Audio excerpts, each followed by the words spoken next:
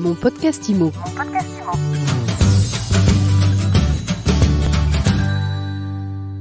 Elle a déjà remporté l'émission Chasseurs d'appart sur M6 en 2016. Elle est allée en finale contre Stéphane Plaza en 2020. Elle a décroché l'année dernière le titre d'agence immobilière de l'année pour la région Sud-Est dans le cadre du palmarès de l'immobilier organisé par Vitrine Média, Opinion System, Bientôt Vendu et MySuite Immo.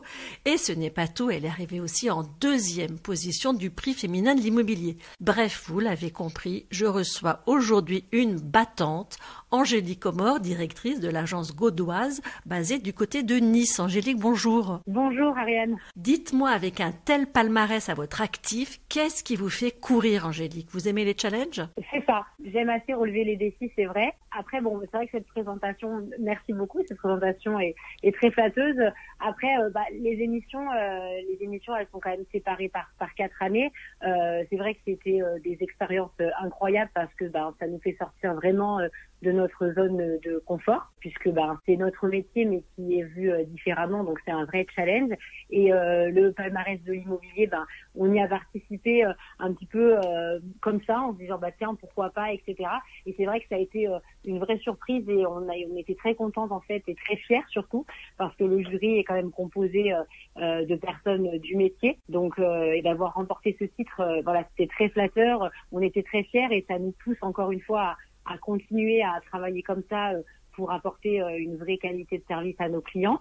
Et le prix féminin, c'est vrai que on est arrivé deuxième, donc on est déjà très fiers parce que en fait, pareil, c'est pas forcément un prix auquel on a pensé. Et en fait, je trouve que c'est juste super de mettre en lumière les femmes dans l'immobilier parce que même si maintenant les femmes sont plus mises en avant, elles ne sont pas forcément dans notre métier. Et je trouve que c'est un prix qui est super. Et j'espère du coup qu'il va continuer pendant des années à mettre en lumière comme ça les femmes de l'immobilier dans différents domaines parce que c'est vraiment quelque chose, je pense, qui est essentiel dans notre quotidien aujourd'hui. Les femmes, elles prennent une vraie place et dans l'immobilier, elles l'ont aussi, je pense. Qu'est-ce qui vous a poussé, vous, à faire de l'immobilier? Moi, au départ, je savais pas trop ce que je voulais faire. Au départ, je voulais être avocate, pour tout vous dire. Et puis finalement, je me suis tournée vers le métier de l'immobilier parce que je voulais pas faire en fait un travail qui était rébarbatif et où c'était tout le temps la même chose. Et c'est vrai que en me renseignant un petit peu, je trouvais que c'était sympa. On accompagne les gens dans leurs projets de vie et on a un côté bienveillant avec eux qui me plaisait beaucoup en fait et qui moi le but c'était d'aider les gens. C'est un petit peu pour ça que j'étais partie sur le métier d'avocate au départ. Et en fait je me suis dit en accompagnant les gens comme ça à leur trouver un bien, à pouvoir les aider quand ils savent pas forcément ce qu'ils recherchent, ça peut être un vrai plus. Donc du coup c'est ça en fait, c'est le fait de pouvoir aider les gens dans un vrai projet de vie. Donc c'est ça en fait qui m'a poussée à faire de l'immobilier. Donc c'est pour ça que j'ai fait un BTS en alternance après mon bac. Et alors ensuite vous avez créé votre agence, comment ça s'est passé? Alors donc j'ai passé quand j'ai eu mon bac, j'ai fait un BTS en alternance. Du coup ça m'a permis d'avoir un pied dans le métier en même temps que faire des études. Et après j'ai passé ma licence par correspondance et j'ai créé mon agence en fait en 2013. Donc j'avais à cette époque-là j'avais 25 ans et en fait j'ai créé mon agence parce que j'avais travaillé dans plusieurs agences et dans différents types d'agences. J'ai appris mon métier avec ma patronne et on n'était que toutes les deux, donc c'était une agence assez familiale. Et quand elle a vendu, je suis partie dans un grand groupe, donc j'ai travaillé en tant que négociatrice dans un autre environnement qui a des avantages, des inconvénients, mais ça m'a permis de voir différentes facettes du métier. Et à 25 ans, je me suis dit j'aimerais bien créer ma propre agence pour en fait mixer un peu le tout en fait, pouvoir proposer un vrai service de proximité à mes clients que je trouvais bien en fait dans une agence de proximité comme j'avais eu quand j'ai appris, mais pouvoir aussi proposer de vraies opportunités, pouvoir avoir un vrai service notamment sur internet, etc. Qu'avaient en fait à l'époque en tout cas beaucoup plus les grands groupes que les petites agences. Et je trouvais que de pouvoir réunir en fait les bons côtés de chacune de ces manières de travailler était intéressante. Et c'est pour ça que du coup j'ai créé mon agence en 2013 là où je vivais en fait, parce que je trouvais ça bien de pouvoir en fait côtoyer. Déjà je côtoyais en fait ces personnes-là au quotidien quand j'allais emmener les enfants à l'école, au supermarché, c'est des gens que je voyais tous les jours et de pouvoir les accompagner dans le quartier où on vivait. Je trouvais ça bien parce que je leur parlais d'un secteur que je connaissais et pouvoir leur apporter ma vision de l'immobilier.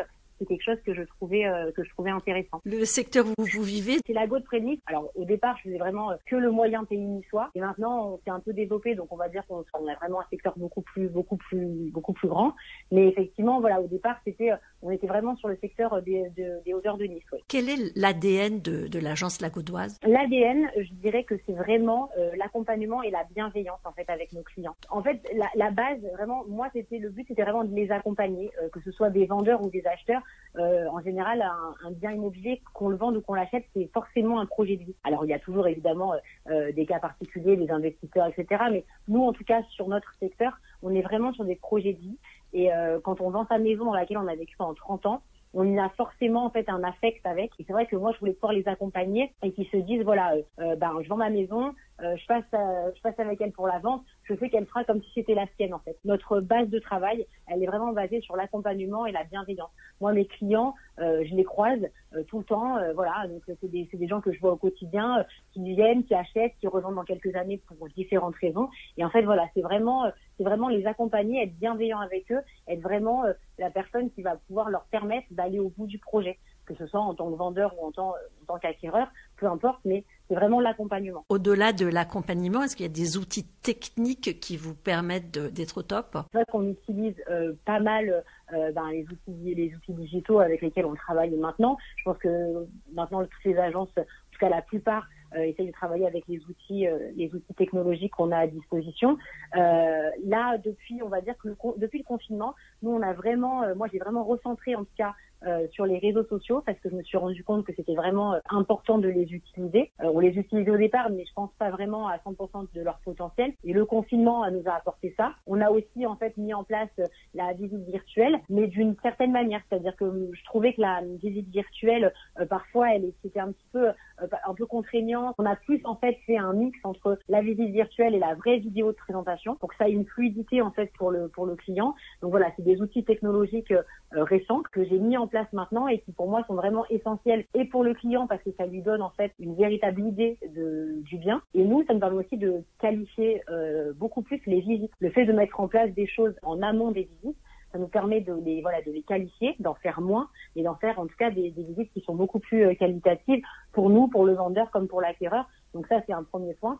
Et après, comme je vous disais, les réseaux sociaux, c'est vraiment un point qu'on met en place, en tout cas quotidiennement, qu'on essaie de mettre en place parce que je pense que c'est un vrai plus et qu'aujourd'hui, quasiment tout se passe sur Internet. On a un local, on a une vitrine, bien sûr, qu'on utilise et qu'on alimente, mais je pense sincèrement aujourd'hui que la vitrine reste quand même le digital, reste Internet, et que c'est là en fait qu'il faut être présent. Et il faut alimenter son image via ce réseau-là, via Internet. L'agence gaudoise aujourd'hui, c'est combien de transactions, combien de collaborateurs? Jusqu'à présent, on n'était que deux collaboratrices, pour tout vous dire. C'est pour ça que le prix féminin, c'est vraiment quelque chose qui nous parle. On est que deux femmes.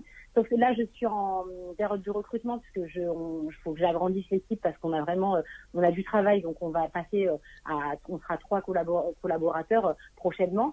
En termes de transactions, l'année dernière, on était à j'ai plus les chiffres en tête, mais on était à une vingtaine, je crois, de transactions. Pour l'année 2019 et pour l'année 2020, on est à peu près autant. Là, on est en train de faire le bilan. On est à peu près sur le même nombre de transactions, alors qu'on a 3 mois de moins. Mais on a eu une très bonne année 2020 malgré tout, parce qu'entre les 2 confinements et en début d'année, nous, on avait très bien travaillé. Et on est assez contente, mine de rien, malgré la crise sanitaire à laquelle on a dû faire face et on fait encore face aujourd'hui. Donc, on va dire que dans l'ensemble, nous, on est sur une vraie progression, en fait, depuis la création de l'agence en termes de chiffres. Et 2021, vous voyez l'année comment? Alors 2021, plutôt, pour l'instant on n'a pas trop de recul, mais on va dire que si en tout cas on continue comme ça, je pense que l'année 2021 sera une bonne année, puisque nous, depuis qu'on a pu reprendre début décembre, fin novembre à la fin du 2e confinement, l'activité va très bien. Les biens restent très peu de temps sur le marché. On a vraiment en fait un turnover en termes de biens qui est assez important. On a plus de demandes que d'offres malheureusement aujourd'hui. Donc quand ces biens sont au prix du marché et qui correspondent, si vous voulez, qui sont dans la fourchette de prix de la plupart de nos acquéreurs, il reste très peu de temps sur le marché. Et donc en tout cas, on a un rythme de vente qui est assez constant. Depuis on va dire depuis 2019, on a un rythme de vente qui est assez constant. Et le confinement et la crise sanitaire n'a pas forcément freiné ça. C'est-à-dire que pendant 2 mois, il s'est rien passé.